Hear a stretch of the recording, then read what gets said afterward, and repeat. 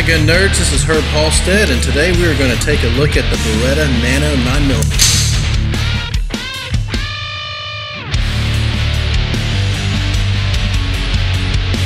Alright, well, when you buy the package from Beretta, you might get a couple of different versions. This particular package has a really nice hard case that comes with it, and inside we have a standard magazine which carries 6 rounds, so it gives you 6+1 capacity, and then we have the extended magazine which holds 8 rounds to give you 8+1. It also has the slide lock that no one ever uses, and also they have a really neat little thing in here. It's an armorer's cup, and I think that's a pretty good addition. So when you're cleaning it or taking it apart or those kinds of things, or unloading it while you're working on the gun, it gives you a nice place to keep those things. When we talk about small guns like this, I always like to know how they compare to other weapons, and today we have the Beretta Nano sitting next to an M&P Shield 40 and an XDS 45, just so you can see kind of their range. You'll see they're very similar. The Beretta is pretty much the smallest of the three here. It's a little bit smaller than the M&P Shield, not that much, but it is a little bit smaller. The M&P is thinner overall than this one. And the XDS is just a hair bigger than that. And then compared to a full-size gun, well, maybe that's an unfair comparison. So let's bring the Shield back in here. Let's compare them directly. I'm going to set these up on end so you kind of see relatively their size. Now keep in mind I've got a laser on the XDS, so that should give you a pretty good comparison on the size of these. And you'll see that the Nano is the smallest of the bunch in terms of overall frame size. Alright, well, let's talk about some of the features of the gun.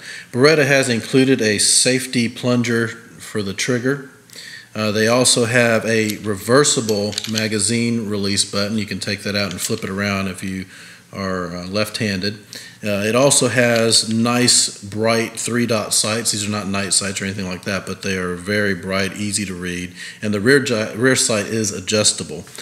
Form factor wise, it's a really tight package. It's very smooth. In fact, that is a design choice by Beretta to make this very, very smooth as a pocket gun. And that kind of leads us into some things we want to talk about which might be drawbacks to the weapon.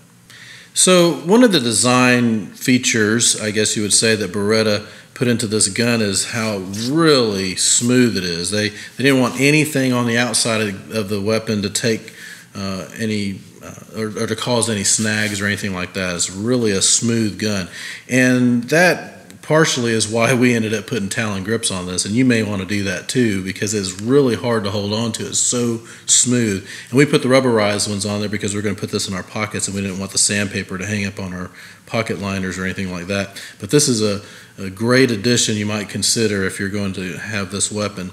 Another thing about this, that design choice that kind of leaves a bad taste in my mouth is the fact that in order to have the slide lock open, I have to put a magazine in it and pull it back and let it lock an empty magazine because there is no slide lock on the side. Some people may think that's fine.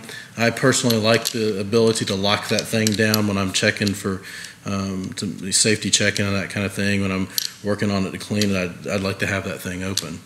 Another thing that probably could be better about this weapon is the serrations on the slide. They're adequate. I mean, you can grab it. It does give you a positive pull on it, but they're just not quite deep enough in my opinion. In fact, when I yank it back like that, my thumb gives a little bit. So that's one thing I don't really like about it. And then the final thing that I wish was a little bit different is that there is no slide or no accessory rail on the front of it, partly because it's a really small package.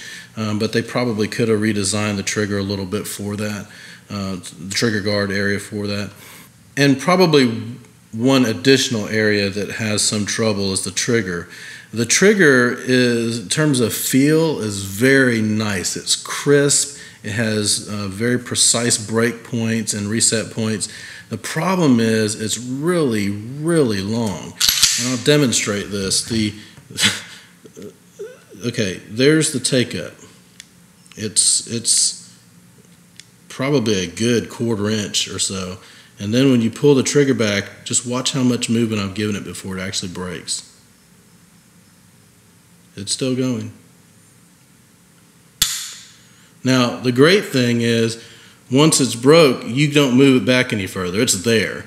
And then the reset is going to be really crisp, but again, really, really, really, really long right there. So that's one of the drawbacks to this weapon, I think, is that really long trigger. I actually like the form factor of this. We're going to shoot it in a little while, and we'll show you some footage of that, but I really like the form factor. It's really nice. It's very thin. It's very smooth, and with the Talon grips on it, it makes it an excellent carry gun. It just has a really, really long trigger, and that's really the only thing I really don't like about it. So let's go out and shoot this thing and see how it does. So we're out at the Secret Gun Nerds compound, going to shoot the Beretta Nano 9mm. And first I'm going to put through this standard magazine, standard cap magazine, and then we're going to shoot with the extended mag.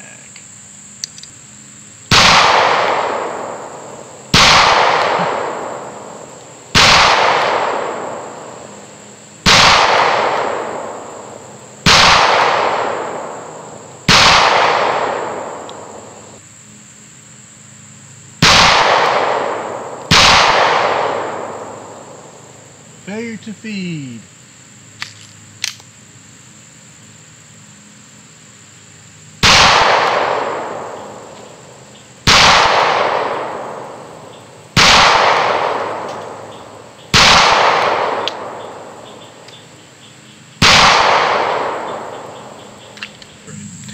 Alright, well, we've just taken the Beretta Nano 9mm out for a spin. And a couple things I want to talk about there is we added these Talon grips, which I may have mentioned before, but the last time I shot this gun, I had a really hard time shooting it, but with this grip, it helped a lot. If you look back at the target, there were a couple flyers there at the beginning. That was because I had to get my mind back into that long trigger pull nano mode.